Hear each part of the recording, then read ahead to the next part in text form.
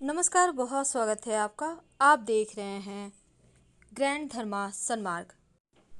तांत्रिक पौधा है ये, जिसको हम मदार कहते हैं, आंकड़े का पौधा कहते हैं। कहा जाता है अगर इसका एक टुकड़ा कमर में आप धारण कर लें तो बंदे या स्त्री को भी संतान हो जाता है। अगर दाहिने भुजा में धारण कर लें तो सौभाग्य बढ़ता है।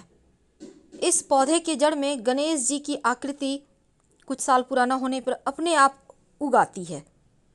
गंभीर से गंभीर परेशानी भी इस पौधे की जड़ से समाप्त हो जाता है। और घर की रक्षा के लिए, तंत्र क्रियाओं से बचने के लिए इस पौधे को अगर अपने घर के मुख्य दरवाजे पर लगा दे तो नज़र दोष, तंत्र प्रभाव, टोना टोटका सब समाप्त हो जाता है। दुष्ट ग्रहों का परिवार पर असर नहीं पड़ता। तो मदार के जड़ को बहुत सारे प्रयोग हैं, लेकिन इस पौधे में फल भी लगता है। आपने देखा होगा सूखने के बाद रुई की तरह उड़ता है। तो मदार का पौधा अगर आपके घर के बाहर अपने आप उगाया है तो आप बड़े ही भाग्यशाली हैं। नहीं उगा है तो आप लगा सकते हैं।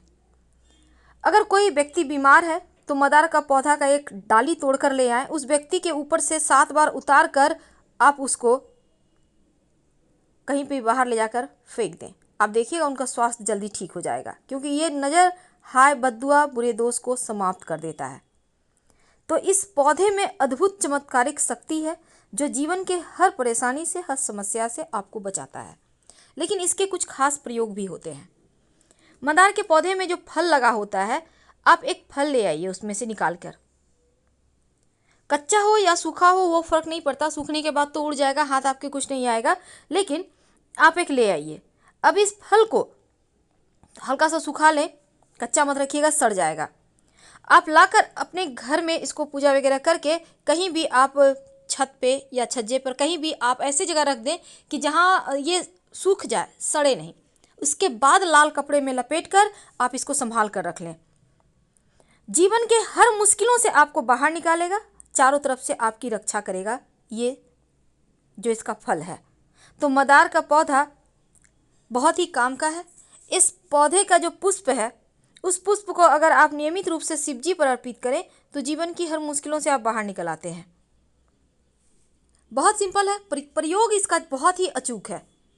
अगर शत्रु विरोधी परेशान कर रहा है तो मदार के पौधे के पास जाएं किसी भी मंगलवार, शनिवार को। कोई देखे नहीं, टोके नहीं, इस बात का ध्यान रखिएगा। अगर सफ़ेद मदार हो तो ज़्यादा अच्छा। अब उस पेड़ के पास चले जाएं, पेड़ को प्रणाम करें, वहीं पर आप बैठ जाएं और बैठने के बाद मदार के पेड़ के पत्ता पहले तोड़ लें, फिर बैठिएगा। तो जितने शत्रु हैं उतना ही पत्ता तोड़ लें अलग अलग।